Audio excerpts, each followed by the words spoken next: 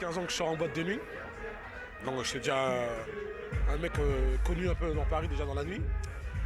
Et un jour j'ai eu l'opportunité, Booba est sorti son album. Et en gros il m'a proposé via un grand mec qui s'appelle Barry, de faire la sortie de son album, enfin une release party. Et j'ai démarré comme ça au Cristal, release party de Booba. Que la nuit elle a changé, c'est plus l'année d'il y a 10-15 ans. Aujourd'hui tu es obligé d'avoir un bon orga pour faire marcher ta boîte de nuit. L'Arc c'était l'exception. Aujourd'hui l'Arc ils prennent des orgas. T'as le Rasputin mais les gens ils connaissent pas. C'est la seule boîte je crois qu'il n'y a pas d'orga à Paris. Je pense que tous les vraies boîtes de nuit aujourd'hui ils ont des orgas. Tu n'as pas le choix. Parce que l'orga il t'amène sa clientèle. Il y a trop de concurrence aujourd'hui à Paris. En gros dans l'orga c'est un mec qui a un gros fichier client. Sans client tu peux pas faire de soirée. Et que tu connais beaucoup de monde. Et avoir des relations au niveau artiste, sportif et des célébrités. Paris, parce que moi ce qui me fait rire, parce que tu vois, il y a beaucoup des gens là, des Parisiennes ou des Parisiens, ouais, dès qu'ils vont en vacances, ouais, je sors plus en boîte à Paris. Tu as souvent entendu celle-là. Mais quand tu vois, moi maintenant j'ai fait ma soirée à Manchester, le directeur de la boîte de nuit, c'est un quoi? Un Français. J'ai fait mes soirées, mes événements à Dubaï. Les directeurs de boîte de nuit là-bas, les directeurs de restaurants, français. À Miami, les promoteurs, les directeurs de boîte de nuit, français. Le savoir-faire, il est français de base. Tu vois?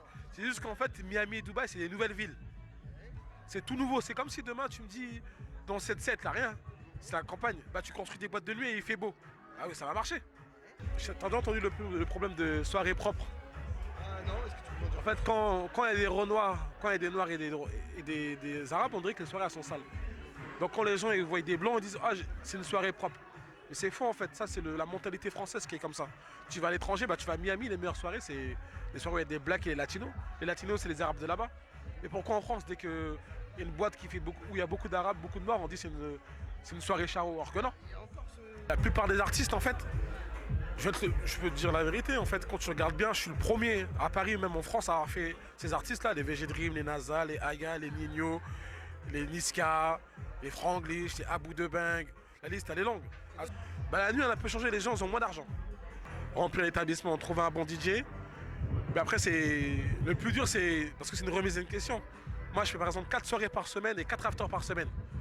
Tous les soirs, c'est-à-dire là aujourd'hui j'ai une soirée, après j'ai l'after, demain il faut que je me réveille, il faut que je recommunique pour ma soirée parce qu'il faut que ça soit une bonne soirée comme tout le temps. Il y a des orgas, ils font des soirées une fois par mois. Ils ont de la chance. Moi, en fait, c'est comme au football. Après un match de foot, même si tu as fait un bon match, le prochain match, il faut que tout soit bon. Aujourd'hui à Paris, on a peut-être 5-6 orgas à être des vrais orgas. Dans le hip-hop, hein. Ouais. Tu vois, vraiment dans le hip-hop. Et le problème, c'est que maintenant, tout le monde veut organiser des soirées. J'appelle ça les parasites. Il y a beaucoup de parasites. C'est ça qui tue un peu Paris. Quand on dit que Paris, c'est compliqué, là. En fait, Paris, c'est pas compliqué, c'est les parasites. Tu vois. Je suis pas le meilleur, mais je sais que je suis parmi les meilleurs. Non, il n'y a pas d'âge pour sortir. Hein. Ah non. Si t'as encore le truc, tu vas sortir jusqu'à 55 ans, 60 ans. T'as façon de parler. Mais non. Tant que t'as encore le truc, tu vas sortir. Je suis la nouvelle génération. Parce que j'ai su m'adapter, en fait. Tu vois. Un peu comme Booba dans le rap, tu vois. Il a su se renouveler. Et l'ancienne génération, vu que moi j'ai 36 ans. Tu vois, donc j'ai ma génération, j'ai la génération du milieu et j'ai les nouveaux. Aujourd'hui, on fait des soirées pour gagner notre vie. Je fais pas les soirées pour faire plaisir aux... Si c'est pour faire plaisir aux gens, mais tu m'as compris, le plaisir aux gens pour qu'ils passent une bonne soirée, mais je suis pas là pour... je suis pas bon samaritain, j'ai une famille à nourrir. J'ai mes frères, j'ai une famille, j'ai mes frères, j'ai mes soeurs, j'ai ma mère, j'ai mes tantes, tu vois. Parce que c'est un organisateur de soirée, c'est un métier. Les gens ils oublient que c'est un métier, parce qu'il y en a beaucoup qui se réveillent un matin, ils veulent tous faire organisateur de soirée. Parce que l'argent ça va vite, hein. Tu fais de l'argent, mais l'argent il part très vite. Hein. Il n'y a pas beaucoup d'organes que je connais à Paris aujourd'hui. Je pense qu'ils ont les moyens même d'investir dans, même pas un établissement de nuit, mais d'investir dans un truc. En gros, en fait, comment j'ai réussi à faire VG Dream à Miami, c'est qu'un mois avant, je suis parti à Miami, par l'intermédiaire d'un ami à moi qui s'appelle Dims Prod, Dimitri.